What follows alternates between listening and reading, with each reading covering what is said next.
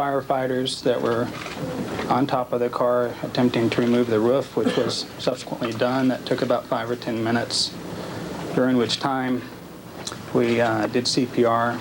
When the roof came off, Dr. Allison and I both identified this was a very bad situation, a load and go situation. We immediately removed him and transported him to the area level 2 trauma center, Halifax Hospital. But he had what I feel were life-ending type injuries at the time of impact, and really nothing could be done for him. He was so tough, it just seemed like he was indestructible. I saw him walk away from far worse wrecks than this one appeared. But I talked with Junior Johnson. I wrote a book about Junior Johnson, and I respect his assessments and thoughts. And Junior says that a head-on crash like this is something they fear almost as much as fire. Here's the latest news surrounding the Earnhardt tragedy. Funeral arrangements had not yet been set by the Earnhardt family as of 6 o'clock Eastern Time on Monday evening. NASCAR President Mike Helton has said that the Rockingham race will go on as scheduled this weekend, and memorials in honor of Dale Earnhardt may be sent to the Carolinas Foundation. The address is P.O. Box 34769, Charlotte, North Carolina, 28234. On Monday afternoon, Daytona 500 winner Michael Waltrip, Mike Helton, Dr. Steve Bohannon, and NASCAR Chairman Bill France Jr. held a press conference in Daytona to discuss the Earnhardt accident. All four addressed the emotion of the loss, along with NASCAR's plans for the future, and all four fielded questions about safety, both at the track and inside the race car itself. This is a tough period in NASCAR's history. I can't think of any time it's been more tough. Dale Earnhardt was the driver for NASCAR, and has played such an important role in all of our energy level and enthusiasm that has built NASCAR to what it is today. And it's hard to comprehend the statistics sheets for Dale Earnhardt. They're now permanent, but it's real easy to understand that Dale Earnhardt will be a part of this sport for many generations to come. And Dale and I would talk all the time about one day me driving for him, and yesterday was our day. And in Victory Lane, I just couldn't wait. I won the race, and I was telling everybody about it, and I just couldn't wait till I got that big grab on the neck and a big hug. I just knew any minute Dale was going to run in Victory Lane and say, "That's what I'm talking about right there." But that wasn't to be. My belief is that in the twinkle of an eye, you're in the presence of the Lord. And that's where I think Dale is. And so instead of patting me on the back and having a party with me, he's up there hanging out with my dad. So that ain't a bad thing either. Again, I reflect back on the history of the sport. You look at a lot of racetracks where we race at, and we've gone from tracks without any walls at all to wooden barriers, to guardrails, to concrete barriers. There very well may be a new substance out there that replaces concrete. We have not found it yet that warrants the positive side that it needs to warrant to make that change. The area inside of the race car where I sit, when I'm in there with all my stuff on, my belt and my helmet, that's my responsibility. I try to make sure that I gain all the knowledge I can for what's out there to be as safe as I possibly can. And the Hans device is an option. It's just something that I haven't elected to use yet. And I don't know, I don't personally think that is something that should be made a requirement, a rule. I just think that it's something that the drivers need to investigate and find out if it's right for them. Earnhardt's career will more than likely go down as the greatest in NASCAR history. In an age of shorter schedules and tougher competition, the Intimidator's record was second to no one. His 7 championships are equaled only by Richard Petty, and his 647 consecutive starts are second only to Terry Labonte. his desire to win was second to no one. Joining us is Larry McReynolds, the crew chief for perhaps Dale Earnhardt's biggest victory, the 1998 Daytona 500. Larry, thanks for being with us on a tough day. Again, I wish we was here to talk about all good things, but unfortunately we're not. So we'll try to celebrate the life of the greatest race car driver that's ever buckled a helmet on. That's Dale Earnhardt. Larry, unfortunately, you were with Robert Yates Racing when you lost Davey Allison in a helicopter accident and almost lost Ernie Irvin during a practice wreck at Michigan. How does the Richard Childress racing team move forward from this day, from this tragedy? Well, it's funny you asked that because I talked to Kevin Hamlin this morning. Him and I talked for quite a while. And, you know, I told Kevin, I said, you know, a lot of crew chiefs in the garage area can call you and tell you they know how you feel. But I'm one of the few, unfortunately, that can call and say, I do know what you're feeling. Yeah, the circumstances with Davey was a little different. He wasn't killed in the race car, but he was killed. Our race car driver, our friend, was killed in a tragic accident when he was on top of his game. And I never will forget coming back from Birmingham. Our team, Robert, myself, our wives, our families, we flew back from Birmingham and we gathered at Robert's home, just like you would when a member of your family passes away. And we looked at each other and it's like, what do we do? Where do we go? How do we handle it? Do we quit? Do we go forward? And, you know, one thing I did tell Robert, I said, one thing we'll find out. It may not be the answer that we're looking for, but we'll find out just how strong and how tough our race team is, because it's a lot like brothers and sisters. When you lose your parents, they either do this or they do this. Well, fortunately at Robert Yates, our team did this. And there's no doubt, knowing the group that's up there at Richard Childress, as much as they're going to grieve the loss of their friend and their race car driver, I just know from being around them that they're going to do this.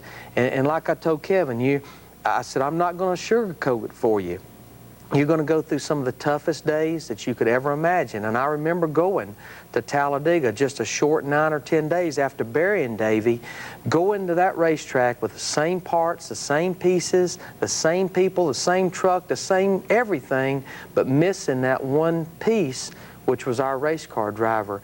And, you know, we could have laid down, and Robert and I, we looked around and we looked at all of our people, we looked at their families, and the biggest role model in the world we had, and Davey Allison and Dale Earnhardt are a lot alike. I've worked with both of them, is that if people didn't move forward and continue doing what they needed to do, just like Davey, I know Dale would be very, very ticked off at his team, because, hey, he'd say, you weak dogs, get up and go. That's you got to go forward. I've already heard people say today, how can NASCAR go to Rockingham? You know, how can they hold that race? But Darrell Waltrip said it in New Hampshire last year after we lost Kenny Irwin. This is what we do for a living. This is how we live. Well, I think it's a lot like the race team scenario. You know, if the race fans did not go to Rockingham this week to enjoy the race at Rockingham, even though there's going to be a big void, I'm not going to sit here and tell you that our sport's not going to change. It is going to change without Dale Earnhardt in that lineup, because let's face it, Dale Earnhardt is to NASCAR Winston Cup racing what Elvis Presley was to rock and roll. And rock and roll, it changed. And there's going to be a void there. But we know through Dale's attitude, no different than his race team, that he would be very upset with NASCAR. He'd be very upset with his race teams and other race teams and his fellow drivers and the fans if they didn't go there and put that race on, knowing he's in a much better place than we are now, looking down and saying, well, they're doing what I'd want them to do. Larry, thanks for being with us on a very difficult time. We appreciate it. Well, again, you know, we're going to miss him. He was a great race car driver, but a compassionate person and a friend, and I just feel so fortunate the year and a half I got to spend with him. And winning the 1998 Daytona 500, it was special to me, but what went the most to me was seeing the look, that Chester Cat grin on his face, saying, man, I won the Daytona 500. That meant more to me than anything else about winning that 500. That's a great memory. Thank you, Larry. When Totally NASCAR returns, Darrell Waltrip and Dale Earnhardt sat down in Daytona last week to talk about the Intimidator's career. We'll have that when we come back. He's been voted the most powerful on-air personality personality in sports. Welcome to the jungle. Jim Rome, The Last Word. Weeknights at 11:30 on Fox Sports Net. Be true, be true, be new. Just for you, Burger King cheeseburgers are bigger than the other guys. Right now, a tasty single is just 49 cents, and a double cheeseburger is just 99 cents. BK for you. BK for you. Play the Pep Boys 80th anniversary instant win game and win $80? No, $800. Oh, heck, $80,000. One of over 50,000 instant prizes at Pep Boys. Pick up your game piece today. Whether you drive a car, truck, van, or SUV, Pep Boys has your tires. Like 35,000-mile tires, 4 for only $99. And 55,000-mile Futuras, 4 for $159. Pep Boys, cars like us, people love us. I am the king of La Salsa! Hey, Chico! I don't know who Chico is, but if that's who you're calling, you better use 1-800-CALL-ATT for collect calls. You can save big bucks. Teach me, baby. Mira, don't get too dizzy. Just dial right down the center. 1-800-CALLATT. How long you been dancing? A long time. Maybe I'll stick to hip-hop. Hey, bro, give me some. Dial 1-800-CALL-ATT for collect calls.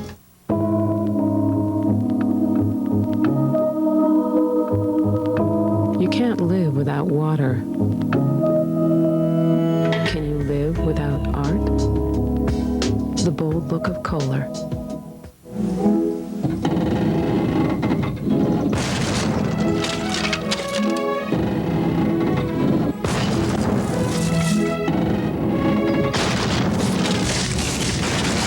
We ran out of these light-duty springs, but I found some big ones in the back. Okay by me. Does your business depend on just-in-time delivery of critical parts? This is a job for FedEx. I'm gonna miss that dog.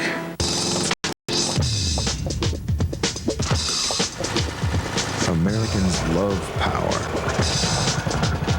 And they love their high-performance Briggs & Stratton engines. That's why just about every neighborhood in America is a Briggs & Stratton neighborhood.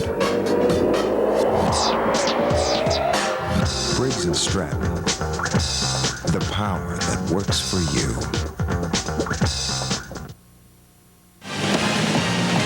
Totally NASCAR is brought to you by the U.S. Marine, the few, the proud, the Marine. Last Tuesday, just moments before his appearance on Totally NASCAR with us, Dale Earnhardt took the time to sit down and chat with his old rival, Darrell Waltrip. In what may have very well been his last sit-down interview, the 7-time Winston Cup champion reflected on his amazing Winston Cup career and his plans for the future.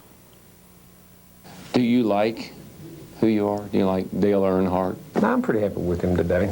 He's a pretty straight guy. He don't make mistakes too often. He's a pretty good guy. He stays in line.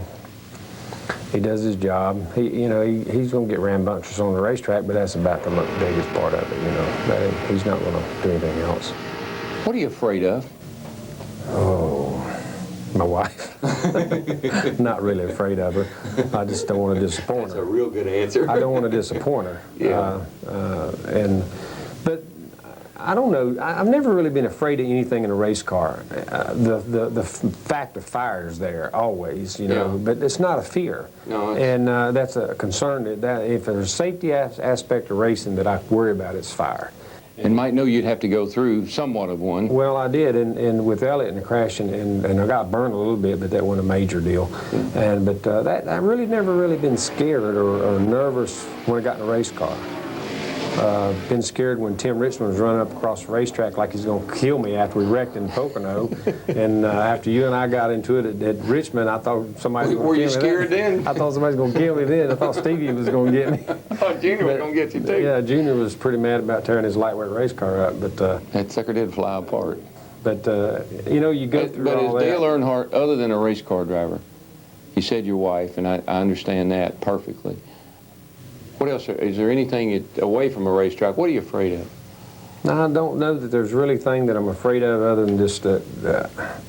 Seems like I want everybody to be happy. I don't want things to come up tomorrow and somebody's unhappy. Yeah. My kids. Well, you're in the wrong business, but. Well, I know I'm talking about my kids. I'm talking about you want all your people that works for you to be happy. I'm probably not the best boss there ever was, because You think you're demanding? Too good-hearted in a lot of ways, and I let people run things a little bit too much sometimes when I put my foot down. So no, this is, we've got to stay in line here. We've got to do this. But the guys I just want everybody to be happy. How do you see yourself? How do you feel about Dale Earnhardt?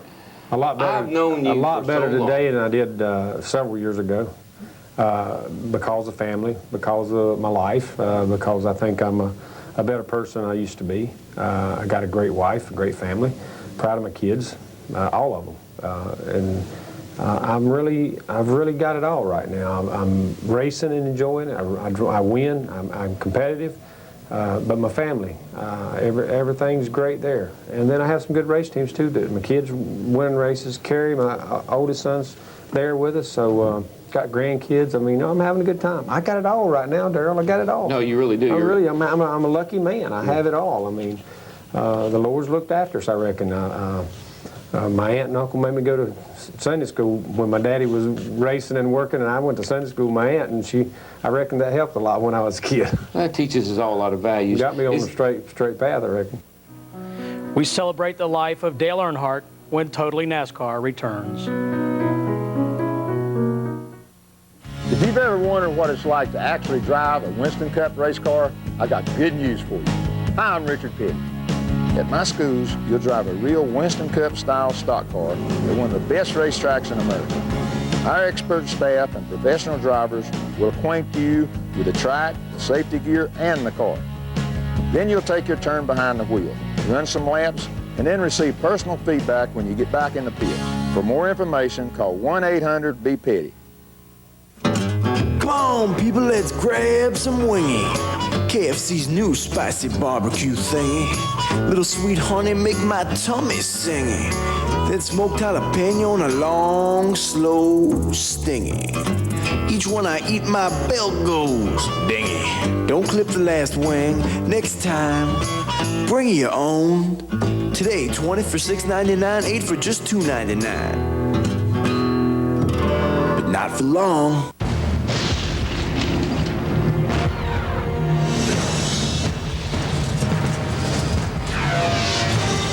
It is more than a trial by fire. It is a rite of passage. And if you can master your fear, outsmart your enemy, and never yield even to yourself, you will be changed forever.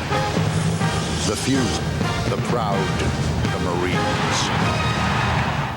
Looking for a job as unique as you are? Go to Ronstadt. We market you to find the best place for you. Ronstadt, a brighter way to a better job. Sports Tonight, bringing you the hometown sports scene like no one else, with exclusive interviews, in-depth analysis, and coverage that gets you closer to the game. Florida Sports Tonight, presented by Verizon on Fox Sports Net. Change it because you want to. Make it shine, yeah. Make a difference cause you can, because it's time. Change a little something or everything. Yeah, anything, change your mind. Change it, make a difference. Yeah, you're ready, because it's time. Ask how, ask now. Ask Sherwin-Williams. Save 15% and more on all your project needs now at your Sherwin-Williams store. Scores and highlights are only half the story. Oh, my goodness! Now, the nightly show that delivers more coverage. Oh, man! More analysis. This team has unity. More opinions. This one's just too good to be true. Plus, live interaction where you get to sound off. How did this show get out of control? Our team covers the sports scene like you've never seen. What a hit!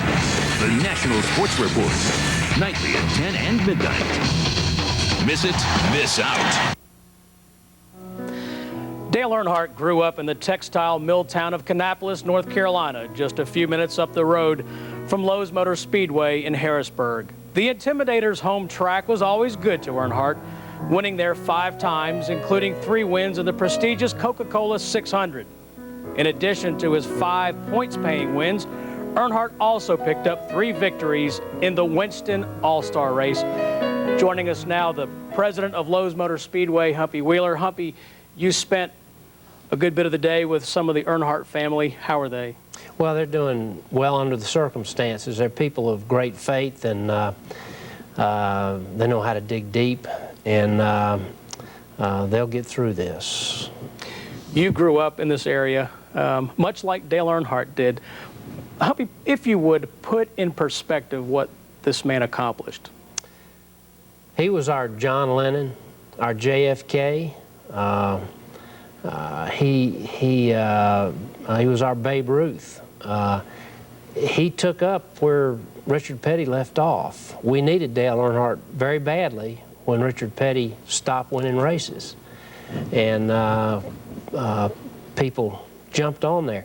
When David Pearson, Richard Petty, and Bobby Allison all stopped winning races about the same time, and that's when Dale Earnhardt started winning. And he picked a lot of Pearson fans up. He picked some Petty fans up, and some Bobby Allison fans up, and became perhaps the greatest race driver that's ever been behind the steering wheel in the history of this country, and maybe in the whole world. There might not have ever been any better than Dale Earnhardt, because he could do things on a racetrack other people just could not do, and do it consistently. Why do you think he made such a connection with the fans? He's the last red dirt racer left. A guy that was born in red mud at the old Concord Speedway. His dad was a dirt racer. He learned that from his father. He got his first Winston Cup ride not from Busch Grand National racing on asphalt tracks, but by going back to dirt in Robert G's old race car, and proving that he could start last somewhere like the old Metrolina Speedway and 100 laps past the guy in the last lap for the win, which Rod Osterlund happened to see, and gave him a ride at Charlotte. He knew how to run that dirt, and when I say red dirt, I go back and I think of Dale Earnhardt. I think of the guy up there on the high steel beam, the guy in the cotton mill, the house framer, the carpenter, the guy running that bulldozer, that backhoe, that bobcat. That was Dale Earnhardt, and those people loved him. I think one of the greatest things, I told him this, and I just wish he could have heard it. I like to fish, and I like to saltwater fish, and I'm down the South Carolina coast, and if you fish down there, you got to get involved with the shrimp boats, because that's where you get your bait from. Well, there is not a shrimper down there, a shrimp boat captain down there that I know of, particularly below Charleston, that doesn't have a number 3 on his boat. I mean, they love Dale Earnhardt. Because these guys are working. They're out there in the hot sun. They're dragging all day. They're pulling that shrimp in, and they're getting in late and taking it out. And Dale Earnhardt was their man. He will be terribly lost at Wadmalaw Island this afternoon. And to the day he died, he drove a pickup truck. Hubby, thanks for your perspective. Pickup truck. And it was a mess on the inside. Yes, it was. Totally NASCAR on Fox Sports Net. We'll return in just a moment. In the meantime, take a look at our Dale Earnhardt number of the day. Hi, I'm Peter Worrell with the Florida Panthers. Catch Panthers hockey all season long here on Fox Sports Net. Yeah. So, how's my day looking? Hold on, Carol. Well, there's a conference call at 9. Robert called 6 times. You need to confirm your doctor's appointment. Check your stocks. Go over the budget with the Orlando people. Talk to your mother.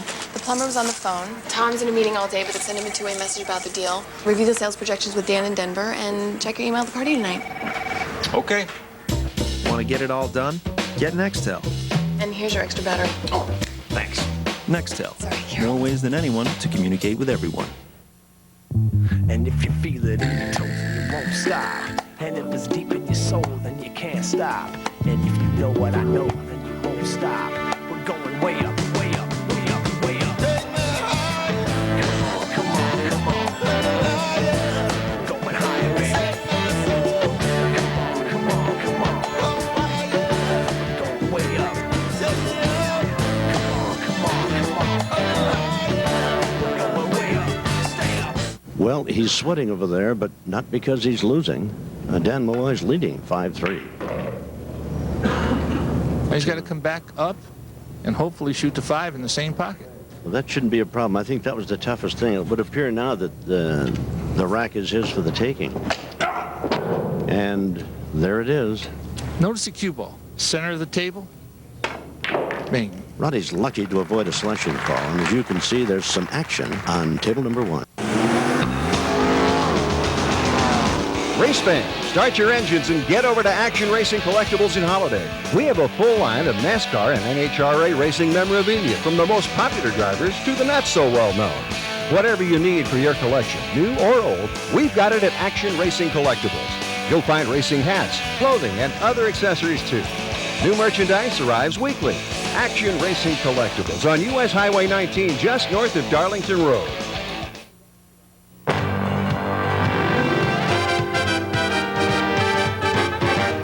Dust off your tap shoes and get out the grease paint. It's time to audition for the 11th annual Senior Star Talent Show. Auditions will be held Wednesday, February 28th at the Japanese Gardens Mobile Home Park. All participants must be at least 55 years young, solos and duets only. Participants from last year's show will not be eligible. It's true. Earnhardt family, more on Dale Earnhardt tomorrow here on Totally NASCAR on Fox Sports Net. Good night.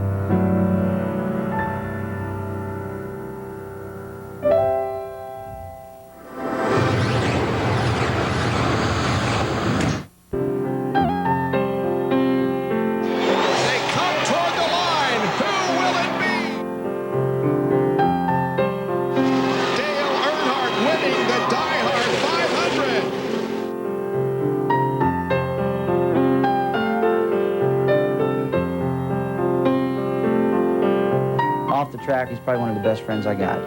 On the track, he's just a great competitor.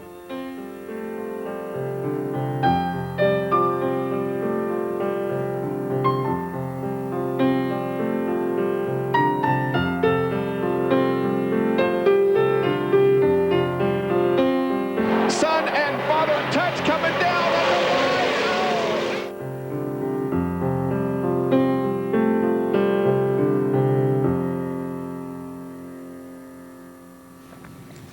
Hello, everyone. I'm John Kernan. Welcome to RPM Tonight. We come to you this evening with a very heavy heart as the entire racing world mourns the death of 7-time Winston Cup champion Dale Earnhardt. Our thoughts and our prayers go out to his family and to his many fans. Earnhardt suffered fatal injuries in a crash in the last turn on the last lap of the Daytona 500. Doctors say everything that could have been done was done to try and save Earnhardt's life. Earnhardt died of blunt force injuries to the head. The hospital had already been notified beforehand and had mobilized a full trauma team, including a neurosurgeon, a trauma surgeon, an anesthesiologist, and several emergency room doctors, as well as nurses and X-ray personnel. And when we were met there, everyone did everything possible. CPR had already been begun from the first ambulance crew. That was continued. His airway was stabilized and he was placed on a ventilator. Chest tubes were put in, IVs, various tests were run. He was given cardiac drugs to try and get the heart started again. But the attempts were futile. We appreciate everybody's support and it's a tough time. NASCAR officials Bill France Jr. and Mike Helton, along with Michael Waltrip and Dr. Bohannon, held a news conference Monday afternoon in Daytona Beach to answer questions about this tragedy. Mike Massaro was there and has the story. This was supposed to be a very special day for Michael Waltrip. Traditionally, the winner of the Daytona 500 and his car are enshrined in Daytona, USA. But instead, in light of the tragedy yesterday afternoon, that ceremony was postponed, and another makeshift ceremony erupted outside of the Racing Museum. Hundreds of mourners gathered to pay tribute to the fallen 7-time Winston Cup champion. Just a sample of the pain felt throughout the entire city of Daytona Beach. The sun rose off the coast of Daytona Beach Monday morning. Life went on despite the loss of 7-time Winston Cup champion Dale Earnhardt. In the city that gave birth to modern stock car racing, fans had gathered for the sport's biggest race. Now they come together with heavy hearts and eyes filled with tears to remember the man in black and try to make sense of a tragic situation. Just wanted to see the paper and make sure that it was real. I wasn't just dreaming it last night. It was real. Ain't right, but it's real. In your mind, can Dale Earnhardt ever be replaced on the racetrack? No, but I'd like to see him retire the number, and I think the Childress should. And I think that I'm looking forward to seeing his boy grow up and just doing what his daddy did. It just left a feeling of, a sense of, indeed, that this man is truly a legend, and he's my hero. And I will mourn for him, and I know that there are millions that will mourn for him. He brought me into stock car racing, and I know that he's brought millions in. I don't know, there was just something special about Dale. I went off to college for 5 months, and I roomed with the Bill Elliott fan, and he wouldn't let me hang my Earnhardt posters because the way he thought of Dale Earnhardt. I mean, this is a real tragic loss on everybody, even the fans.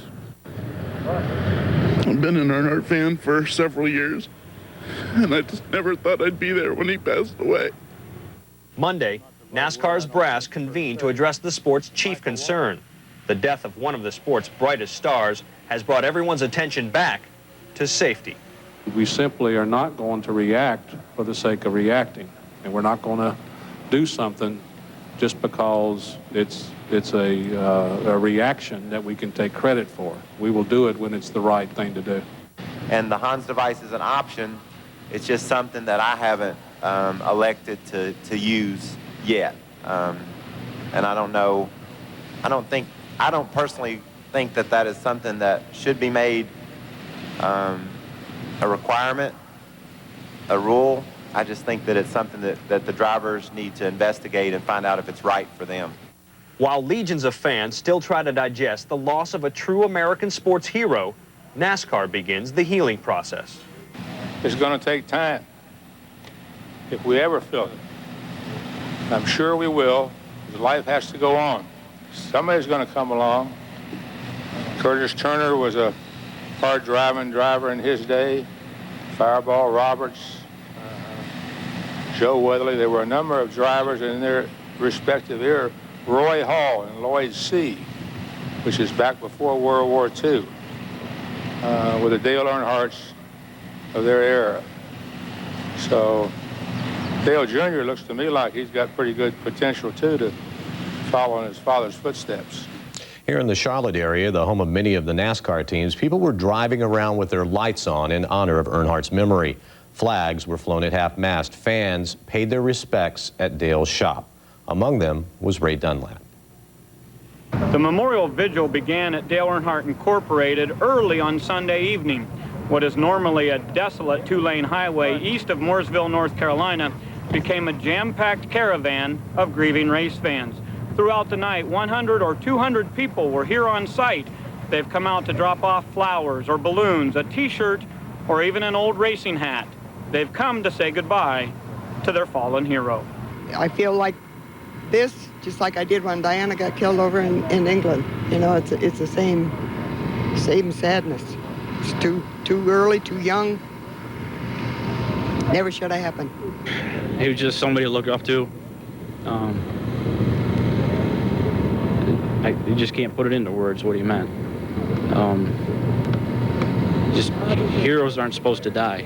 It just don't seem true. It's just so hard to deal with right now, and I just feel for their family. I feel for Dale Jr. and what he had to go through yesterday, and Teresa, and I just feel for their family so much. He was a great driver, and I just wanted to show my respect to him. And ever since I was little, my mama, she's always been a fan of him, and he's just been a household name. I just feel like I can't watch it anymore. It hurts. It's just like sort of losing a brother or something. As a race car driver, Dale Earnhardt was larger than life. He was NASCAR, much the same way Michael Jordan was the NBA and the way Tiger Woods is the PGA now. Dale's death is a tremendous loss for all NASCAR fans, but we will always have our memories. I think he's the lost Confederate soldier. Earnhardt is right on his back bumper. He had the ability, but he had to settle down with it. Anything but first sucks. Apparently just could shoulder the load and get the job done. Look, he did a 360 and kept going, still no caution flag. He could go places very few other drivers could go. He could go up in those gray areas where the angels feared to tread, and the great race drivers can go. There's Earnhardt already moving up there. Look there, he just drives up in the middle. Dale Earnhardt finally is a champion of the Daytona 500. The Intimidator, I remember my first year down at IROC in Daytona, and he was standing by one of the trucks, and he's got his glasses on, and he's got his arms crossed, and he's just watching everybody walk by and stuff, and I went up and stood next to him, and what are you doing? And he goes, I'm just looking at everybody. Dale Earnhardt was born to stock car racing in Kannapolis, North Carolina in 1951. His father, Ralph, was the 1956 NASCAR Sportsman Division champion and a popular man in the Winston Cup garage. Ralph died in 1973 while working on his car. For Dale, racing wasn't a way of life. It was life. That's all I ever knew. I never did play ball. I never did do anything much in school other than hurried and got home and seen what was going on with race cars. And it was a unique childhood. And that's why I think the love of racing and my drive to race was so strong when I started is that's what I knew. That's what I grew up doing. And it's just, it's like I knew how to do it before. When I sat down in a race car, it was just natural. As natural as it was very unrefined. When he arrived on the Winston Cup circuit full-time in 1979, he ruffled more than a few feathers and bent his fair share of sheet metal. Very, very crude, like a diamond in the rough. It's one of those deals where you see some of them coming and you say, if he makes it, he's going to be okay, but if he keeps driving like this, he ain't going to make it. I got into Richard at Martinsville. I remember one race that I got into the side of Richard going in one, but I did it from about 10 cars back from where I started, and I passed like 5 or 6 cars getting in the corner to get to Richard Petty. And I didn't do it to get to Richard Petty, but just Richard was in the way when I got there. He tolerated it. The owners tolerated the wrecks and all that stuff, and some of the drivers tolerated some of the stuff that he did at that time, and it all worked out. I was listening when they were scolding me. Richard Petty, too, when he was scolding me about driving over the curb into the side of his race car. He was listening, and he was learning. In 1980, Earnhardt became the first driver to win Rookie of the Year and the Winston Cup Championship in back-to-back seasons. After driving for Rod Osterlund and Bud Moore, Earnhardt signed on with former independent driver Richard Childress. The early going was rough, but a dynasty was in the making. 84 was a little bit of a tough year. 85 was even a tougher year. We blew up a lot of engines. I think we won a race or two both years, but Richard told me, he said, man, this is not really working out, and you're a champion. You know, if you want to go do something else, feel free to. And I said, no, man, we'll stick this thing out. Well, we had 85 was a tough year. We turned the corner in 86, won a championship, and then we just went from there up. It just was amazing. From 1986 to 1994, Earnhardt and Childress won 6 championships in 48 races. They had the best pit crew. They won on short tracks, they won on speedways, and Earnhardt's ability to master the draft became legend. The result was a fan frenzy and marketing machine that the sport has never seen. He copyrighted his name and signature and turned souvenir sales into a standalone booming business. His career was like an all-comers meet, beating the likes of Yarborough and Petty, to Wallace and Elliott. Fans either loved him or hated him. There was no middle ground. Dale Earnhardt came along when Richard Petty was going out, and we needed greatly a new superstar, and became a different kind of a hero than Richard Petty was. Became the Intimidator, the Man in Black, and sold a lot of tickets for us. We got a lot of TV ratings up there. But the Intimidator's Achilles heel was Daytona. He had won there more than any driver in history, but never in the Daytona 500. In 1998, on the 20th try, the sport's biggest star finally took the sport's biggest prize. Been here a lot. This is the greatest time I've ever had in victory lane right here. This is it. As Earnhardt chases his 8th championship, his son joins the Winston Cup ranks as a Busch Grand National champion, the same series that Ralph won 43 years ago. In that time, the Earnhardt name has gone from the dirt tracks of North Carolina to the title of a multi-million-dollar racing corporation. To win the championships and race against Petty and people that he raced against, and Yarber and Pearson and these guys, it's pretty unique, pretty awesome thing. All I can remember or think about is that he would have enjoyed this so much as what we've accomplished and what we've done, and enjoyed the things I've done over time. And I'd like for him to have been along the whole ride. It would have been neat. Dr. Jerry Punch joins us now. And Jerry, I know Dale was a very good friend of yours, and later on in the program we'll talk more about what kind of person he was away from the racetrack. But right now, I think we should concentrate on who he was on the racetrack and what he meant to this sport. John, it'll be hard to put into words what Dale Earnhardt meant to motorsports. In other professional sports, to my knowledge, we've never had anyone like that. In golf, he would be Arnold Palmer and Tiger Woods. In basketball, he would be like Michael Jordan and Shaquille O'Neal, because he was the past and the present. And actually, he was a big part of the future, because he was going to be around for 3 or 4 more years and go for that 8th championship this year.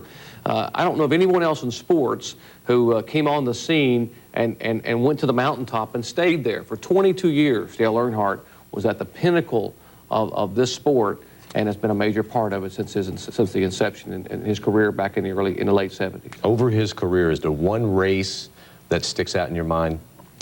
Well, I would think it would be the last race we did, back in October of last year at Talladega, October 15th. In fact, that's really how I got through much of last night, was being able to get up and go pop that tape in and look at those final 2 or 3 laps. And he's running 18th, with 3 laps to go. And I remember when the race was over and we went to commercial, Benny Parsons and I were talking, and we're thinking, what we just saw is not humanly possible. And then we remembered, we're not talking about a human, we're talking about Dale Earnhardt. And we'll see portions of that race a little bit later on, especially that charge. Now, Jerry, everybody always said Earnhardt was a selfish man out there on the racetrack, that he wanted to win more than anything else. But I think on Sunday, in the Daytona 500, we saw how unselfish he could be. Absolutely. I mean, very atypical of Dale Earnhardt. So focused, the intimidator. On that final lap, I mean, he could have made a move. There was room on that racetrack. We've seen him put 2 pounds in a 1-pound bag, or put a Monte Carlo where a Chevette should only fit. And he could have made the move up high on the backstretch, and probably Sterling Marlin or at least Kenny Schrader would have followed him. And they probably would just have had enough time to draft by Michael and Little E out of turn 4, and Dale Earnhardt maybe could have won his 2nd Daytona 500, but he had no intentions of making that move. He did what a father would do for a son, and ironically his son was the car right in front of him, or what a brother would do for a brother, Michael Waltrip, what he called or assumed was a little brother, or considered a little brother. And, you see those things happen. You see that unselfish kind of move, and you think of Dale Earnhardt. You see those war movies where one guy in the foxhole says, you go on, I'll hold him off as long as I can. That's what Earnhardt did. He said, you guys go on, I'll hold him off as long as I can. And he did hold him off. And Michael Waltrip won, and Dale Earnhardt Jr. finished 2nd. When you consider all the victories that he had, the 34 at Daytona, the Daytona 500 win, was there one thing in your mind that Earnhardt did not win that he wanted to?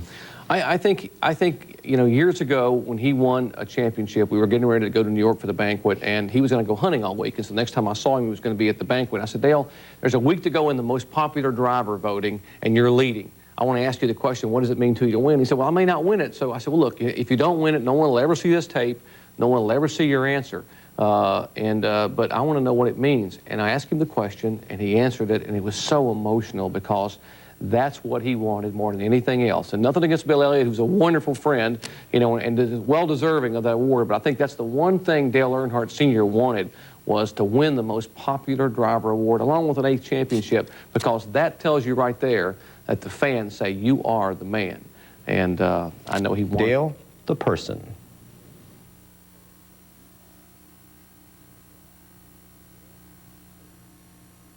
Kevin, I'm going out. Remember, when the guy comes to fix the dryer, tell him it doesn't dry. If you're Earnhardt will come to the caution flag to win the Daytona 500. Checkered flag. Dale Earnhardt finally is a champion of the Daytona 500.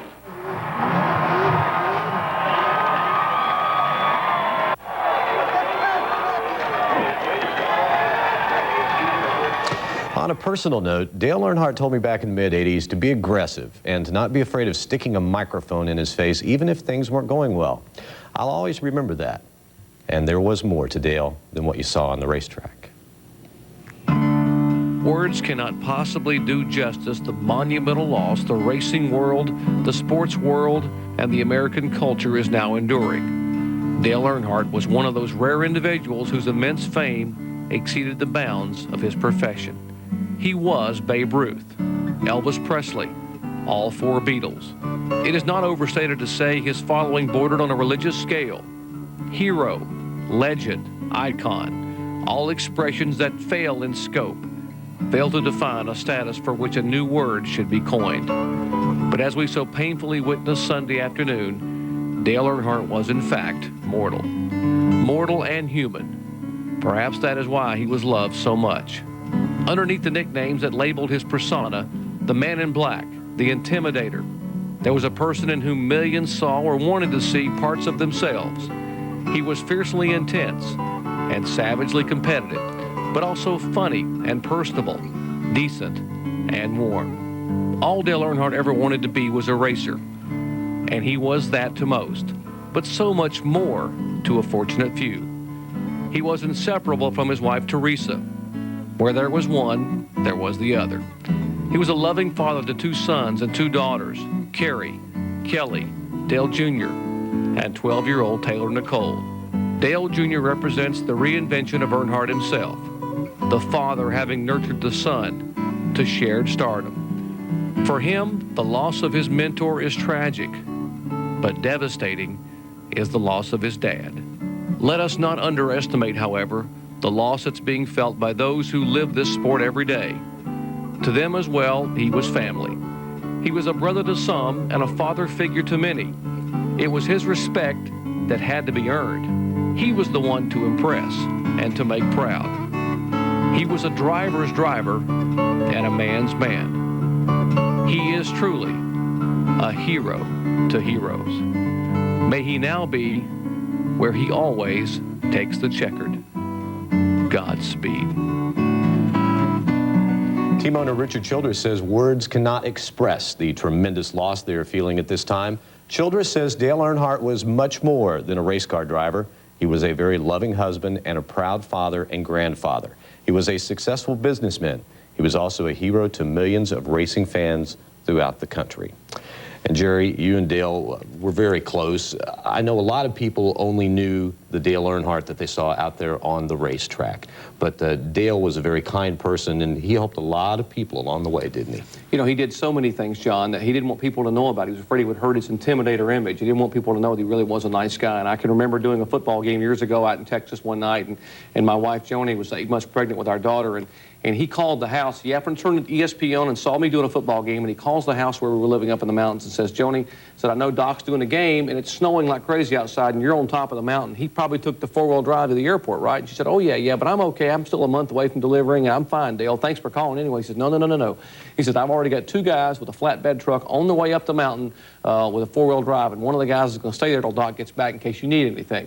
And that's the kind of guy Dale Earnhardt was. I mean, you know, he never forgot where he came from. He never forgot the people that helped him get where he came from. And if you were his friend, you were his friend. And anything you needed, he was there for you. And I'm sure there are lots of stories like that. So what will you remember most about Dale away from the racetrack?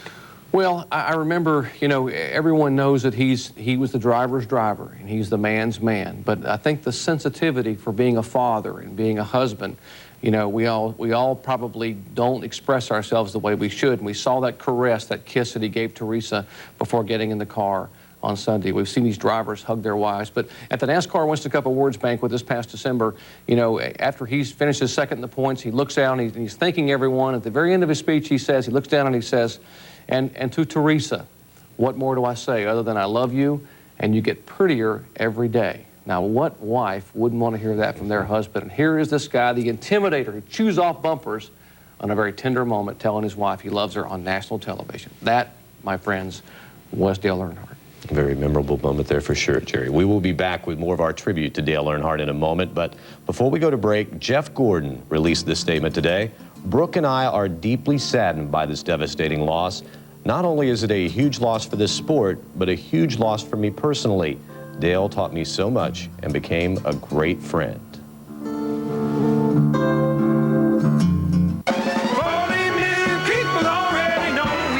The way to go. The cyber cats are moving to a cyber beat.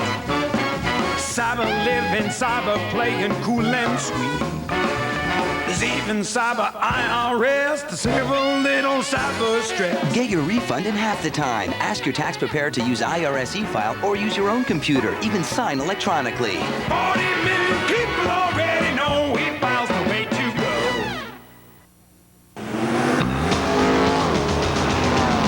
Race fans, start your engines and get over to Action Racing Collectibles in Holiday. We have a full line of NASCAR and NHRA racing memorabilia, from the most popular drivers to the not so well known. Whatever you need for your collection, new or old, we've got it at Action Racing Collectibles. You'll find racing hats, clothing, and other accessories too. New merchandise arrives weekly. Action Racing Collectibles on US Highway 19, just north of Darlington Road. My mom named me Kathy with an I. You know, if you think about it, everything with an I in it's like so much better. Like ice cream's got an I, and Gandhi, you know, the bald guy, he was really nice. And then there's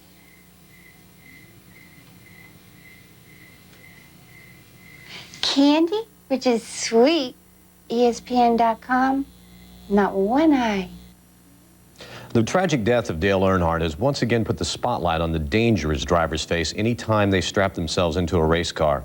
But does racing have to be that dangerous? Last summer, Bill Weber took a look at what we call soft walls.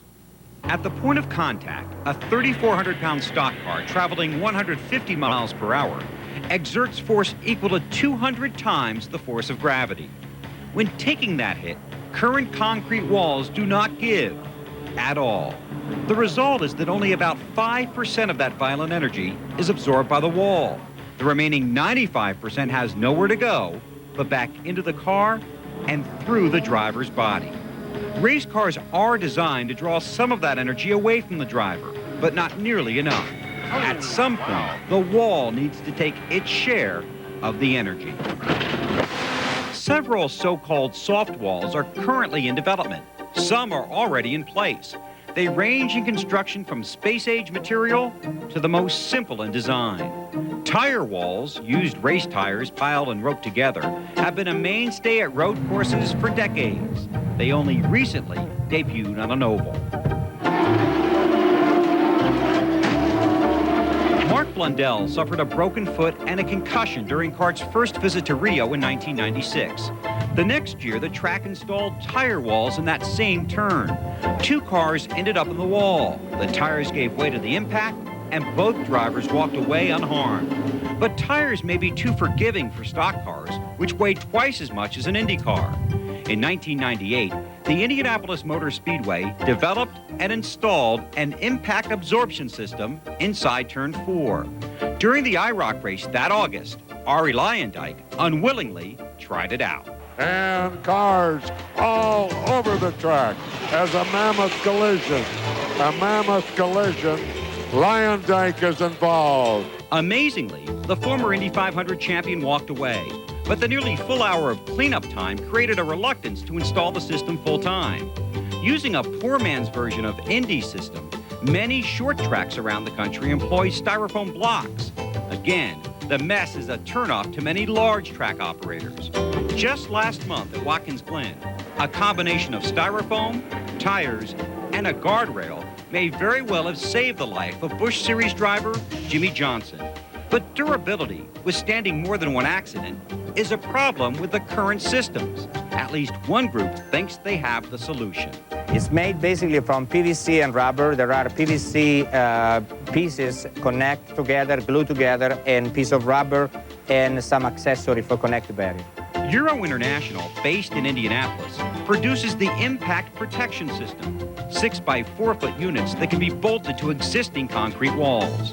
In a head-on 60-mile-an-hour collision, the IPS system absorbed almost 95% of the impact's kinetic energy, the total opposite of current concrete walls.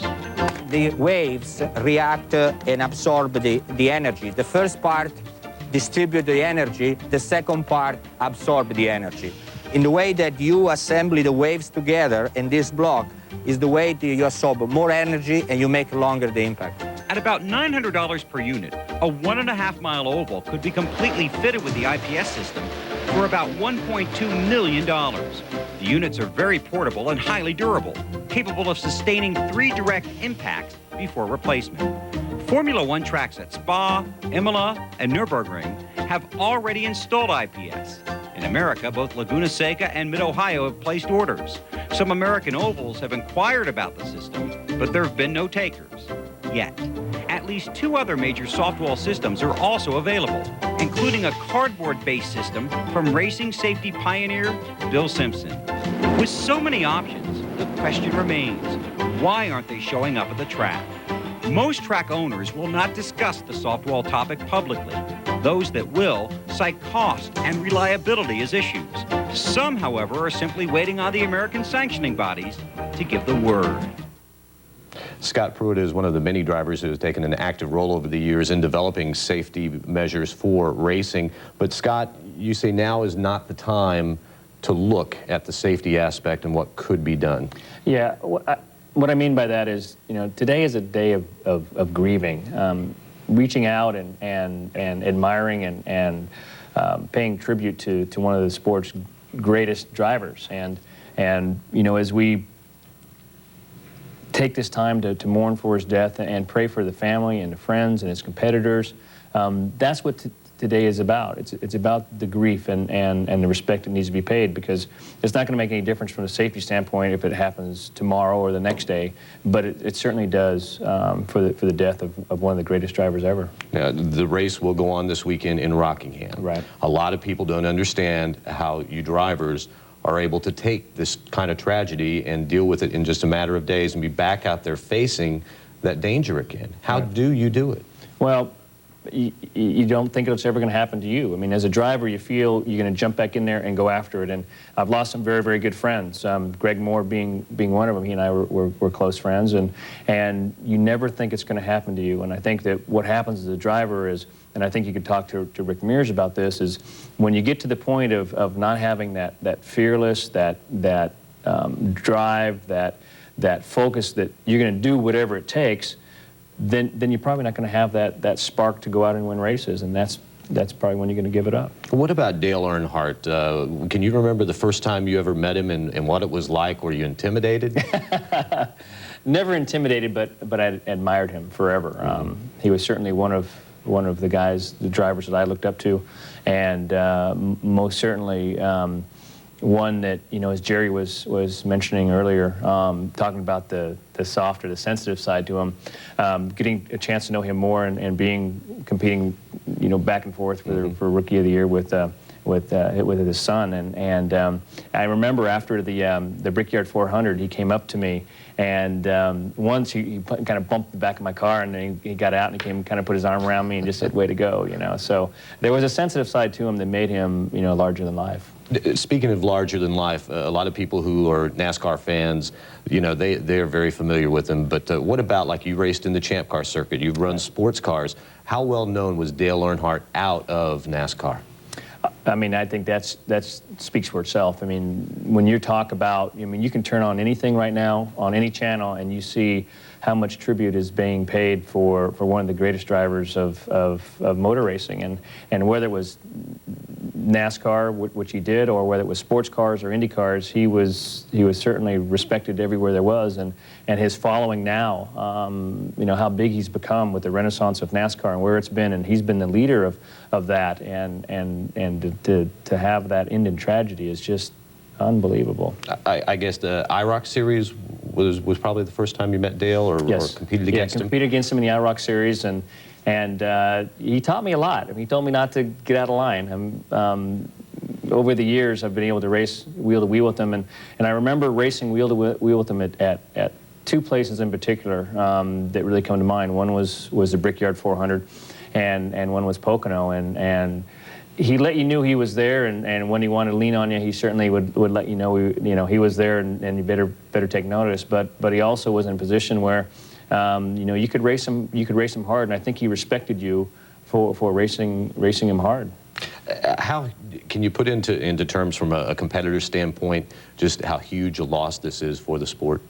I don't think anybody can. I mean, when you talk about losing somebody this big, and what it's meant to this sport, and what it's meant to NASCAR, and what it's meant to motorsports, period, specifically here in North America, but worldwide, it's a huge loss that I don't think anybody can put words to, and I think one that we just have to reach out and mourn for his death and pray for his family. I know at the news conference down in Daytona today, they were asking Mr. France how do you fill the void created by the loss of Dale Earnhardt? It's not a void that you can fill, is it? No, it's not. I mean, nobody will ever fill that void. I mean, Dale Earnhardt will always be remembered as probably one of the greatest there ever was. And for his son or for any other driver out there, he's going to have to make his own mark. He's going to make his own impression on the sport, and most certainly following in his father's footsteps, trying to emulate everything he did. But filling that void, it's never going to happen. All right, Scott, thank you very much, and we will get together and talk about the safety issue, because there are some things we will need to discuss. It was supposed to be one of the happiest days in Michael Waltrip's life, but during his post-race news conference after winning the Daytona 500, he told reporters that he would rather be any place right this moment than here. We'll be back. He's got a good run up on top. Let's see how it goes with his final few feet. Son and father touch coming down on the line. Oh, man, old man Benny. Wow, what a finish.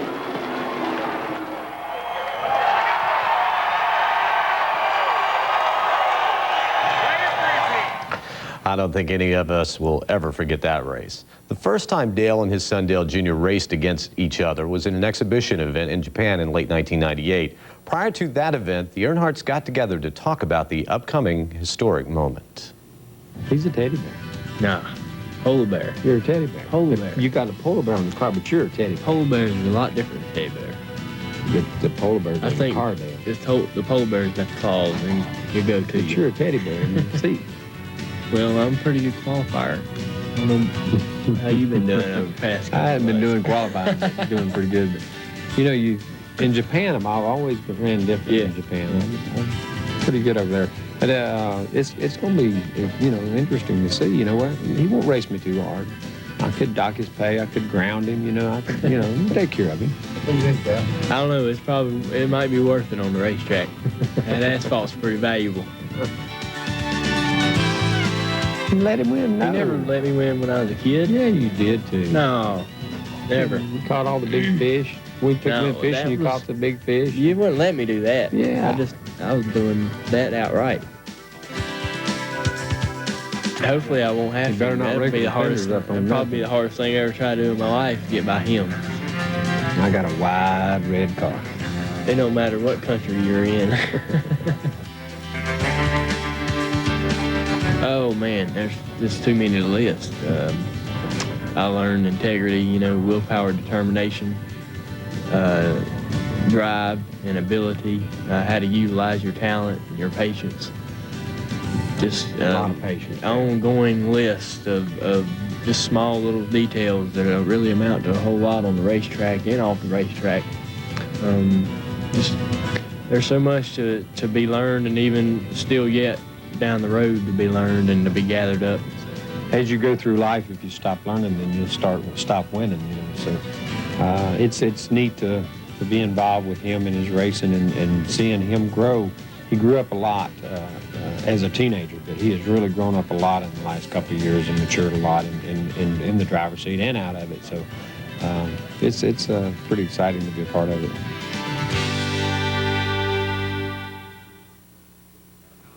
Dr. Jerry Punch is back with us. And Jerry, can you describe the relationship that had developed between Dale Sr. and Dale Jr. as they started racing together the last few years? Well, I think if you're a father and you have a daughter or a son, I mean, the pride is incredible. And I think that, you know, the first time they raced in this country was at IROC at Daytona 2 years ago, and he went up to Dale Jr. and said, now, 3 things I'm going to tell you about this race today. Stay in line, and by the way, stay in line. And like lap 3 or 4, Dale Jr. gets out of line, gets in trouble, and when the race is over and Earnhardt has won it, Jr.'s coming into victory lane. I'm sitting here to do the interview, and he leans over and says, what part about staying in line didn't you understand? And he had a great relationship, and when Jr. won his first race at Texas, and then when he won again at Richmond, you know, Earnhardt didn't wait on anybody. I mean, he walked up to Jr. and leaned down and very quietly whispered and said, congratulations, I love you, and find a way home. Because he was going to go on his airplane and go home and leave Dale Jr. there to do all the celebrating. But he didn't wait on anybody until this past Sunday when he waited on the field and let those 2 guys go win a race. So it was a special relationship, and now Dale Jr. will be the one who reminds us just how special his dad was for so many years to come. Well, Jerry, thank you very much. I know it's been a very tough 24, 25 hours for you, losing a great friend as Dale Earnhardt, and we will talk to you again next week. We've received thousands of emails today from fans expressing their grief over Dale Earnhardt's death. We thought it would be nice to share a few with you. RPM Tonight's tribute to Dale Earnhardt continues in a moment. This is from Kathy in Indiana. Just wanted the entire racing world to know that our hearts once again are hurting. He stood tall in his beliefs and raced with his heart.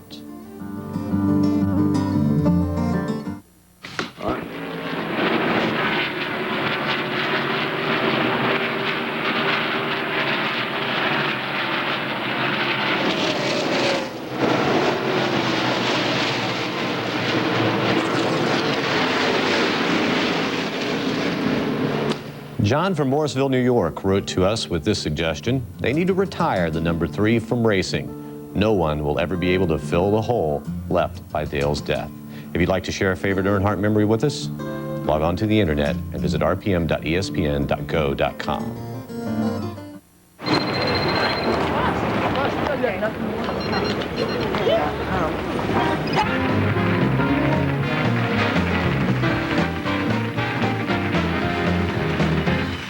Well, I thought it did pretty good in the 80s. I got a lot of people. I'm really thankful for NASCAR and Bill France and all the folks that's really made all us NASCAR drivers. And I want to thank ESPN for covering our sport so well, but also Richard Childress, my car owner, and Jim Goodwrench sponsor, you know, that's done so much for me. But Richard and all the gang at the Jim Goodwrench Race Shop, my wife Teresa, thank you very much. There was an aura about Dale Earnhardt. When you talked to him, it was sometimes difficult to maintain control of the interview. And more often than not, it was just better to let Dale take over. I can remember going to the races with my dad when I was 10, 12 years old, and that was what you was involved in. I really didn't play that much sports in school. I was always eager to get home and see what was going on with the shop, the race car, and couldn't wait to go to the next race. I'm a race car driver, and I've stayed competitive, and I started racing. My first thing in racing when I got in a race car was to want to race. I get psyched up for the 500. It's the first race of the year. We've tested, we've worked hard. I'm ready to go. I'm ready to go racing. I'm down in the garage area bouncing around, seeing everything, what's going on, and the guys are all pumped up. I'm ready to go racing.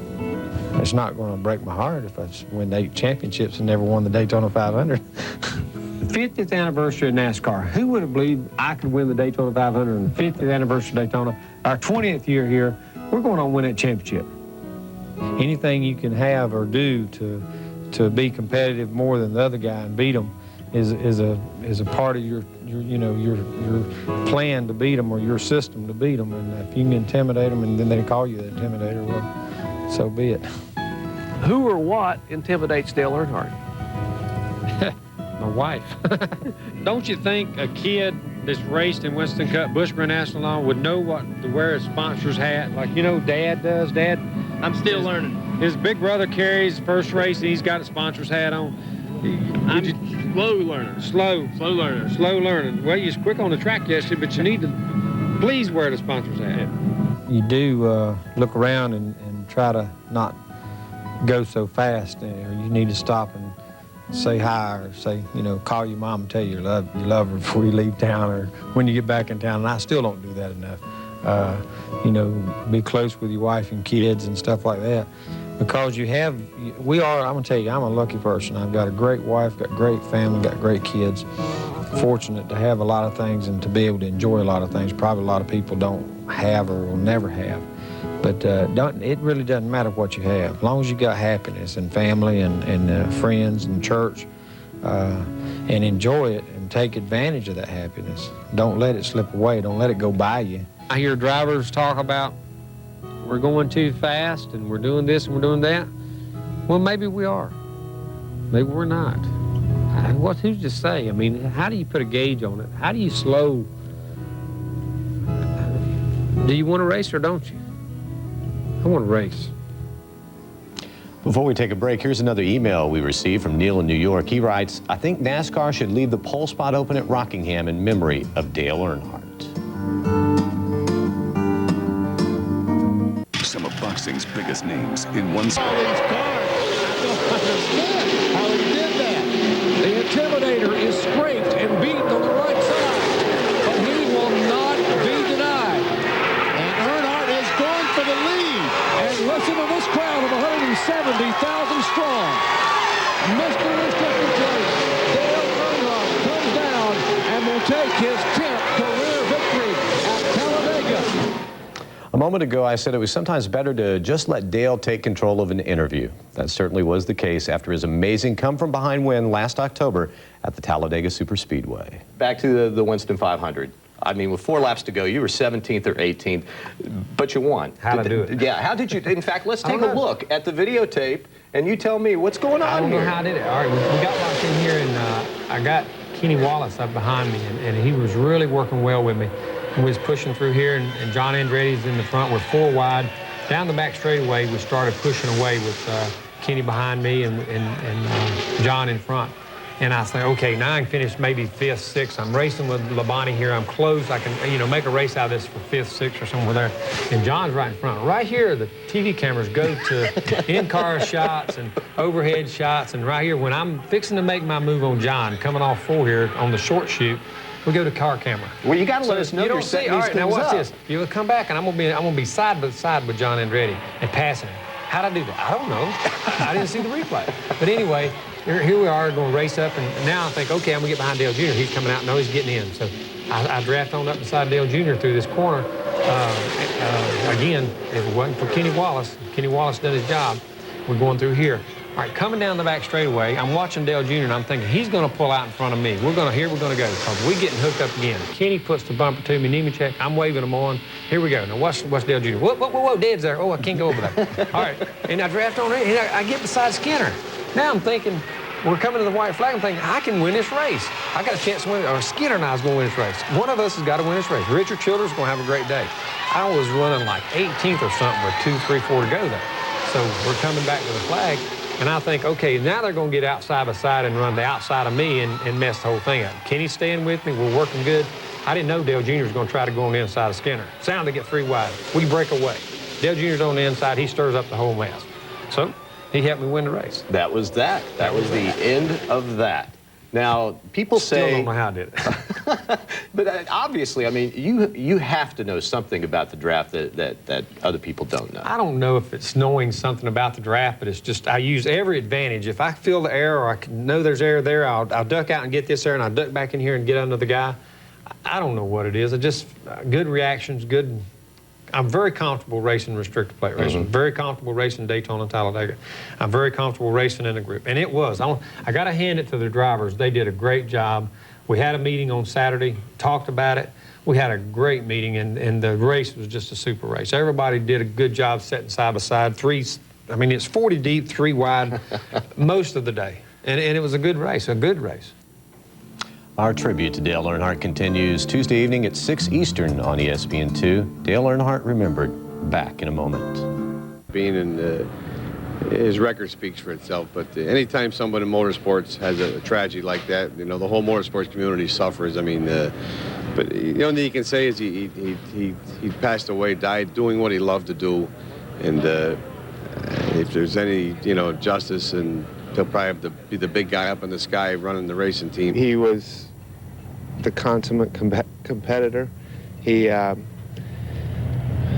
I think he really defined motorsports for the last 20 years. I remember the first Winston Cup race I ever attended was his rookie year down at Talladega, and everybody was talking about him then, and it was really an honor to watch his career progress, and motorsports really grew, and I think as a result of its growth, he epitomized to everyone in the sport what motorsports was all about. Of ESPN, the worldwide leader in sports. For more, log on to ESPN.com. Good night, everybody. NASCAR racing and you know how NASCAR got started. Obviously, Dale Earnhardt is meant more to the sport than anybody else ever has. If it can happen to Dale Earnhardt, how vulnerable must the other guys feel right now? Well, there's no doubt that if it could happen to one of the best race car drivers that's been in the history of NASCAR, it could happen to anybody. And there's no doubt that Dale Earnhardt was a great competitor, and you know, there's no doubt that we always take chances when we're out there in our race car, because you know there's always the chance that you blow a tire out, or you know you tangle up with somebody and actually get in an accident. What about this new aerodynamics package that was talked about so much during Sunday's race? It definitely created some exciting racing, but do you think the new aerodynamics package has increased the danger out there on the track? Well, anytime you put 40 cars that close together, and you know, I mean they're running close enough that it's like being able to park at the shopping mall, and it's amazing, you know, that there wasn't more accidents, because you know you don't know. I mean, nobody puts a blinker on, nobody signals first, and but you can't blame it on the aero package, because it's all about competition. Mm-hmm. But it's obviously one of the things that weighed in to make it where, you know, the cars were that close, and then if somebody makes a mistake, then something else happens. What about the concrete walls? There's been talk and testing about changing the walls to padded walls. What do you know about that? Do you think it's a realistic idea? Well, that's no doubt a realistic idea, because the thing is if you can have a wall that will absorb some of the energy, because obviously with Dale Earnhardt's impact, if the wall, and again, this is speculation, but if the wall would absorb some of the energy, then maybe he wouldn't have got hurt. Well, Daytona and Talladega, the only tracks that require restrictor plate racing on the NASCAR circuit. They'll be racing at Talladega on April 22nd. What do you think the mentality of the drivers is going to be that week at that super speedway? Well, I mean, I think the mentality of the drivers is going to be the same thing as it was when they started Daytona. I mean, they all know the chances, and they all know that it's like they all want to make sure that they get to the end. But again, we all know the chance that we could actually die in our race car. The relationship that exists between Ernie Irvan and Dale Earnhardt is a lengthy one, because Earnhardt was Ernie Irvan's first sponsor in stock car racing way back in 1977. But there has been testing done for these soft walls. In some races we see where tires are the barriers that keep the drivers and their cars inside the track area, and you have to wonder how soon we're going to see some rubber, some padding, something to absorb that initial shock. Well, now that the sports star was taken away, I think we'll see it sooner rather than later. I mean, it's something that we need, whether it's softer walls, the Hans device. I mean, some measure has to be taken. I think it's that simple, no doubt about it. Well, when we come back, we'll catch you up on the rest of the night in sports, including more.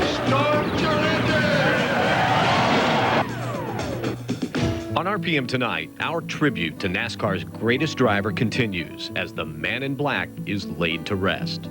As final preparations are being made to honor the seven-time champ, the town that claims Earnhardt as its favorite son still struggles to cope with the loss. Plus, a look back at one of the most famous and infamous wins of Earnhardt's career. Labonte takes the lead. And meanwhile, Ricky Rudd trying to... Oh, and Earnhardt spins him out. RPM Tonight, next.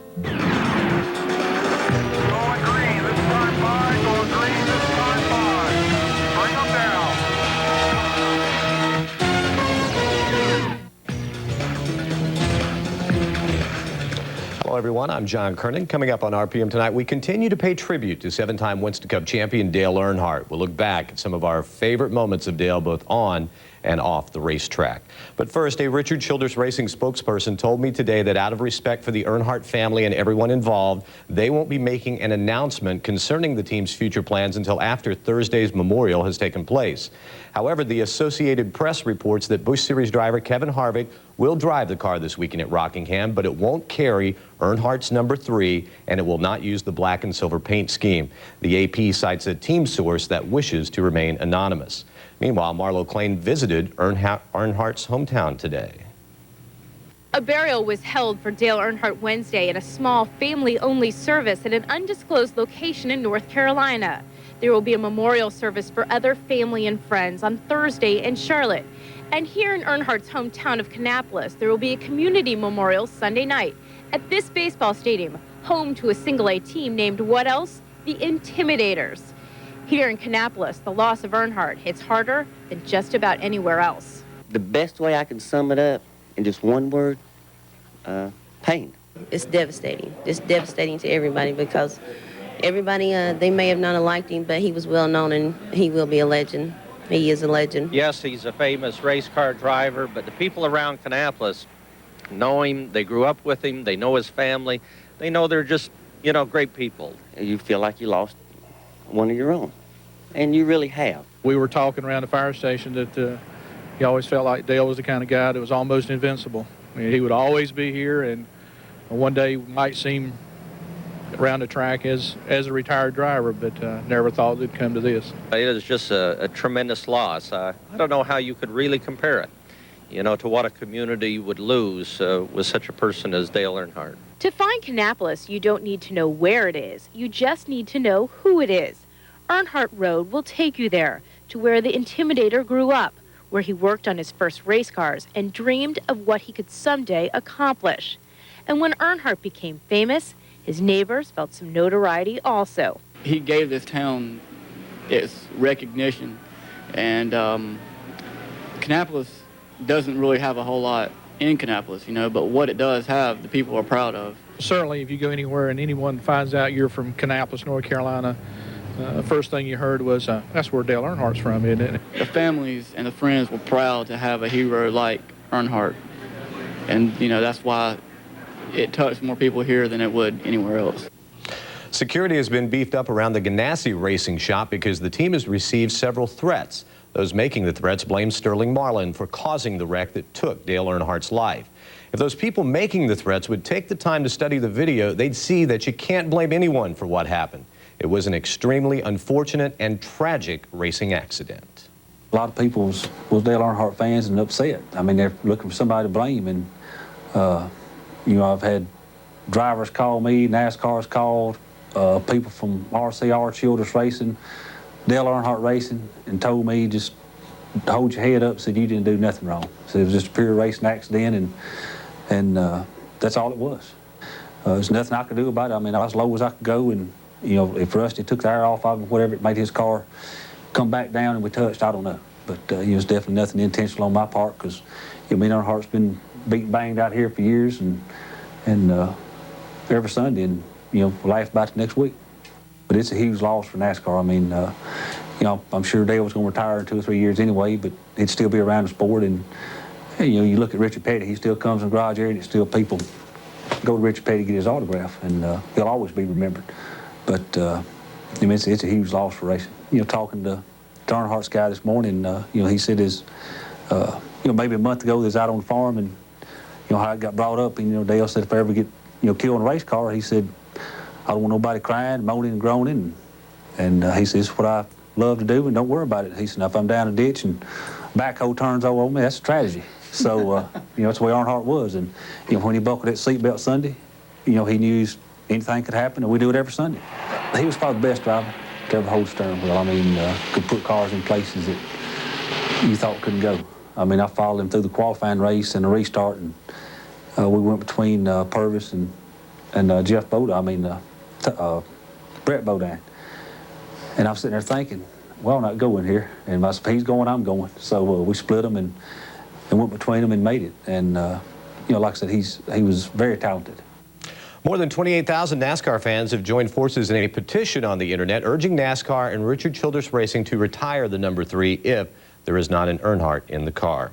Randy LaJoie won last Saturday's Busch Series race at Daytona. He joined us now. Randy, as both a fan of the sport and a competitor within NASCAR, how do you feel about retiring numbers? Do you think they should seriously consider retiring that number 3?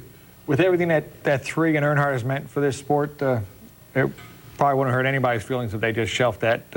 It was an awesome thing for this sport, and I don't think it'll hurt anybody's feelings if they just shelved that number 3. What will you remember most about Dale Earnhardt? Where do you want to start? Well, I mean, he was a cornerstone of NASCAR, and you know, whether you're a Saturday night racer or a Winston Cup racer, I mean, Earnhardt somehow touched your life, and it's just tragedy. Were you ever, during racing against him, involved in, you know, did you guys push each other around out there on the racetrack? Do you have any memories like that? Yeah, I wrecked him in the 600 at Charlotte when I was driving the Budweiser car, and we're racing for 8th and 9th, and it wasn't about 100 miles ago, and we got together and we wrecked, and he came over and threw the right side window down. My left side was against the wall, and you know, he was very hot, and you know, he stuck his head. You all right? I said, yeah.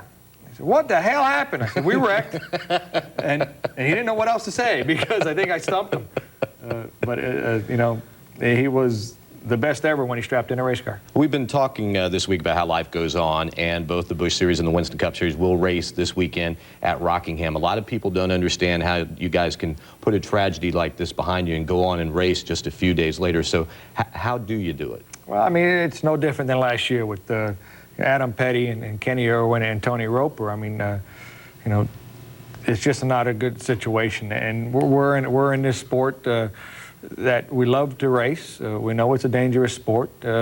We try to do everything we can to make ourselves as safe as we can. Mm-hmm. And you know, life goes on, and we will be at Rockingham this week doing our job. Well, you did your job quite well last Saturday at Daytona, starting on the outside of the front row, but you came away with the win, but you really had to work for it, didn't you? We did, yes we did. You know, on the front row, I mean, that's what everybody at Nemco and Ed Evans, over the winter, they told me we were going to shoot for the front row at Daytona Beach. And, you know, Nemco organization has a great restricted plate program, but also they have great race cars all over for Joe. So when Kimberly Clark and Kleenex approached me about sponsoring me, and Brian, Patty, and Joe called about possibly bringing it over to there, you know, I just put everything else on hold and went over there and seen their operation, and it was absolutely second to none. And the way they build their race cars, a fab shop, the team that Ed Evans has built with Wally Rogers as crew chief and support crew, it was good. And then our first pit stop, we come in and we had an air gun break, and we didn't get all the lugs tight, and then we went back to the rain delay, so we had to come back in and go to the back and worked our way back up. And then the next pit stop, we had a good pit stop, had it like a 16.9, and I happened to see the tire hit the wall in front of me, and it looked to me like the guys in front of us pushed the tire out of their way. And when they did, it rolled out on pit road, and we had to go to back of the longest line again. But, you know, I mean, passing cars is fun. I didn't have a lot of help.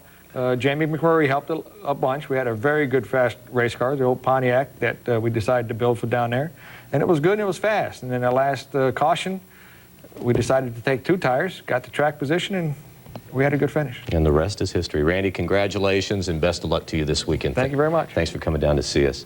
In news from the Car FedEx Championship Series, a group of prominent local and national sports and racing authorities currently is working with the city of Denver to bring a kart race to the city in 2002. The Denver Grand Prix will be a street race held adjacent to the Pepsi Center. Chris Pook, who has managed the Long Beach event for years, will manage the Denver Grand Prix.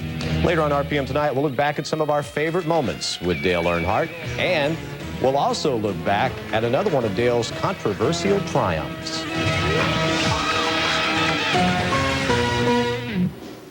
All right, let's try this again. Grab a Miller Lite. It's Miller time. And by Just for Men. More than a hair color, it's the Rejuvenator. Ends gray in 5 minutes. Looks natural. Kirk Shelmerdine, who worked as Dale Earnhardt's crew chief at RCR until 1992 and won 44 races and 4 championships with him, shared his feelings with us today. To many people, Dale Earnhardt was a god. To some, he was just a man. To a very few of us, he was both. I was surprised this week at the intensity of my own reaction to Dale's death. I guess I didn't really know how much I loved him. I surely hope he knew. 36 of Dale Earnhardt's 76 wins were seen on ESPN. So for the rest of this week, we are reviewing some of the most exciting. And sometimes when it gets exciting, it gets a little controversial, especially when Earnhardt was involved. We look back at the night race at Bristol Motor Speedway in 1999. Gentlemen, start your engines! Terry Labonte started in ninth, and with less than 23 laps to go is the leader of the race. And Bobby Labonte has a problem. Bobby Labonte smoking going down into turn one. Smoking badly. And Jeremy Mayfield has crashed. And Terry Labonte, the leader, is spinning, and Dale Earnhardt takes the lead. What happened? Well, our car was awesome there, and you know, the flag came out, and with 66, what's his name, turned me around down there, and I don't know what I mean, you know, there was oil in the track, and the caution was out, and it just wrecked me. Well, Terry Labonte is very angry, did not say exactly what happened. Meanwhile, he's in here to get 4 fresh tires, and then they'll send him back out. Martin also on pit road. Sterling Marlin pits behind the 5. They'll try and get as much as they can with as few laps left as possible. Terry Labonte on his way. He smokes them, and that says a lot right there. And here comes Labonte by Gordon. He's moving. Man on a mission. He really is on a mission. And of course, he has those 4 fresh tires, as you say. If he can get by Stewart, which it looked like he will. Man, oh man, look at Labonte go. He's got second, and they're coming up on 2 laps to go. He's going to catch him. Can he pass him? This might be deja vu all over again, but in reverse. And Labonte inside of Earnhardt. He taps him. Going into the 3rd corner, he gets way down on the apron of the track, coming to the white flag. There's a leader change, and Labonte takes the lead. And meanwhile, Ricky Rudd trying to... Oh, and Earnhardt spins him out. Oh, man. And Tony Stewart is involved in the crash, as is Mark Martin, Sterling Marlin, and several others. Dale Earnhardt takes the checkered flag.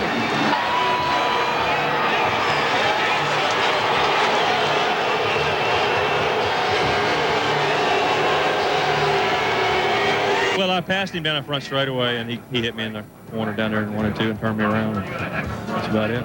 Terry got into me in the middle of 3 and 4, and I was going to get back to him and just rattle him. I wasn't going to wreck him, but I got to him and he turned him around. So didn't mean to really turn around, meant to rattle his cage, Joe. Obviously, he said he planned to get up to you, had no intention of taking you out. He never has any intention of taking anybody out.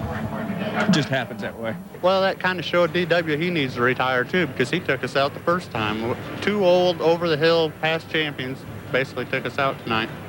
So, but what are you going to do? This is Bristol. It's the land of excitement. Bristol, of course, was one of the tracks that Earnhardt must have loved because he certainly experienced a lot of success there. In 43 starts, Dale won 9 times and finished in the top 5 20 times. 70% of the time, he drove to a top 10 finish at the Bristol Motor Speedway. If you just joined us and want to see the first segment of today's program, set your VCR to 2 o'clock Thursday morning, or you can see RPM Tonight again Thursday afternoon at 12:30 Eastern right here on ESPN2. Next on RPM Tonight, we went fishing with Dale Earnhardt several years ago. We hope you'll enjoy seeing it again. Summer boxing tonight started back in 1996. We visited countless times with Dale Earnhardt. One of those visits occurred during the first year of the show when Dr. Jerry Punch tagged along with Dale and Michael Waltrip on a fishing trip to the Bahamas.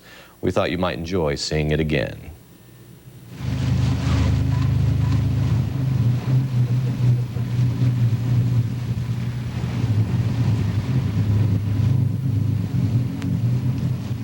Just having a good time right out here in the slick ocean right off the coast of Florida. Not far. Doesn't get much better than this, I tell you. Nice. It does, too. We catch more fish. Oh, wow. Well, that's the idea, is catching the fish. I'm having a blast just chasing them around the water. Well, we're Trying to catch a few strawberry groupers here for supper. You got to catch what you eat here, and it's definitely not grass, seaweed. This is Oh, old, I can. my buddy Neil Bonnet says, well, I got the lettuce for the salad. You go ahead and get the fish. I got a secret to fishing that nobody knows. It's Michael Waltrip. There's Mike. Michael, can you tell who Michael likes in college basketball? Turn around, Mikey. Show him that he's a big... How about those Wildcats, Mikey? That was awesome. It was great. Every time I bring Michael, and Buffy, his wife, of course, she comes along, Elizabeth, we catch fish. Stupid fish, didn't even get the food. We got off the airplane the other day. About an hour and a half, 2 hours later, we were loading the fish box here with fish. We had wahoo, dolphin, and plenty of them. I mean, we caught 17, 18 fish just in cup 33. 33 we fish? Caught 33 fish? No, 7. Teresa's thinking big. It was 17 fish. The bait's a little mushy. All right, Doc, which corner are you going to go to? I may go straight out toward that grass. Which way are you going, champ? For the grass. I'm going to go across it. You got one, champ. Hey, take a look at this. All right. Supper. Supper. We will not starve. We're on them. You know, this is the fun that you get to have on your off weekends, and this past weekend was Easter, and we didn't spend it at home. We spent it together as a family down on our boat, and had a good time and enjoyed a little bit of R&R or whatever. And we'll go back to work this week at Wilsboro, get back into it. Come on, Taylor.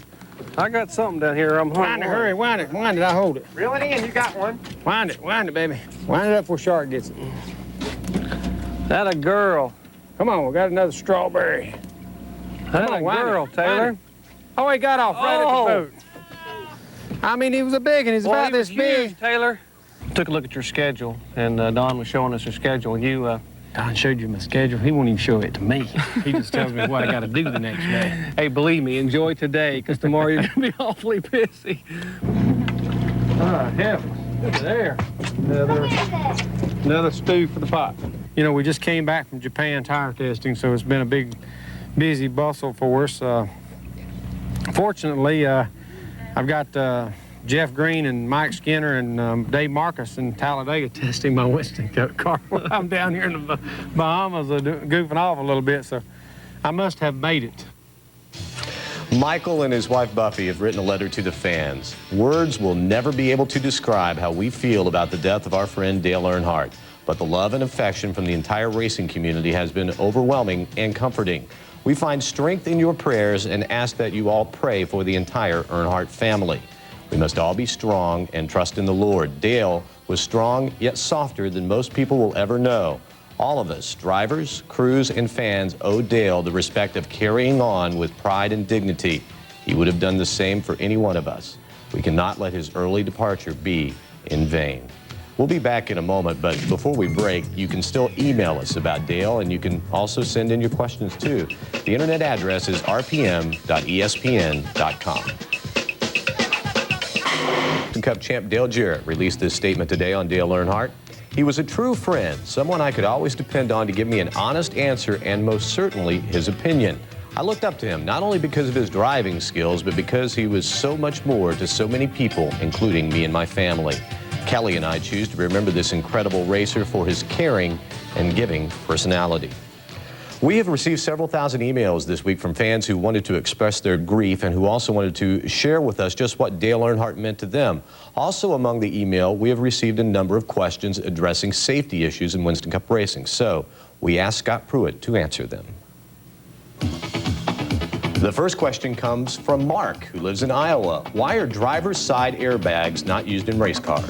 Actually, that's a real good question. The biggest reason is the igniter it takes upon impact to get the airbag inflated fast enough. What Mercedes has found is that a lot more damage is being done by that igniter or that explosive it takes to get that airbag inflated than it is possible to just know what's going to happen on the crash itself. They're working on it. It's coming down the road, and we'll just have to wait and see. This one's from Angela from California. Do you think restrictor plates make the racing more dangerous because the cars are so close together? Well, that's a tough situation. We want our cake and eat it too. As fans, we want to go see good, close, hard racing. As drivers, obviously, we want to be careful. We want to have that advantage that we can get, hopefully, by not having that restrictor plate racing. That is where NASCAR is. That is where they're going to be. We just have to make and do things that make it safer for the drivers.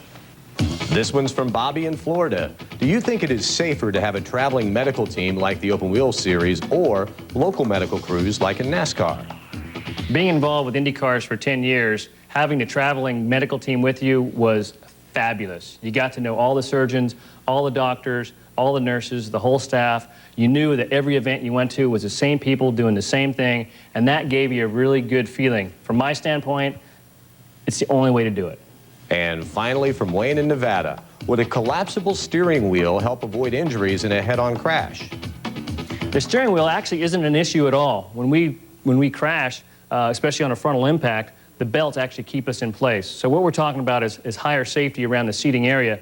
But as far as the steering wheel is concerned, we don't move that far forward. It's not an issue. Thank you, Scott. Back to wrap things up in a moment.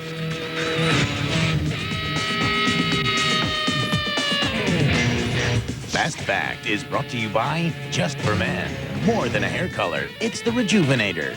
Ends gray in 5 minutes, looks natural. Brought to you by Pepto-Bismol. First aid for stomachs. Use as directed. Ron Hornaday led the way in testing at the Atlanta Motor Speedway on Wednesday with a fast lap of 187.551 miles an hour. Kevin Harvick ran a lap of 186.73 miles an hour in the number 30 car. In case you're just joining us, here's when you can catch RPM Tonight again. We're back on at 2 o'clock Thursday morning and then again at 12:30 Thursday afternoon. And don't forget, Thursday night, we are back on again at 6:30 Eastern before returning to 7 Eastern on Friday. After a couple of seasons with Penske and Dale Coyne, Tarso Marquez is returning to the Formula One Series. Today, Minardi announced that Marquez would join Fernando Alonso as the team's drivers for this season. The 25-year-old Brazilian drove for Minardi in '96 and '97. And one final note before we go, Rusty Wallace said last night that he planned on using the Hans device this weekend at Rockingham. See you Thursday at 6:30. We'll check in with Robin Miller to see what's going on in the world of open wheels. Good night, everybody. RPM Tonight is a presentation of ESPN, the worldwide leader in sports. For more, log on to ESPN.com.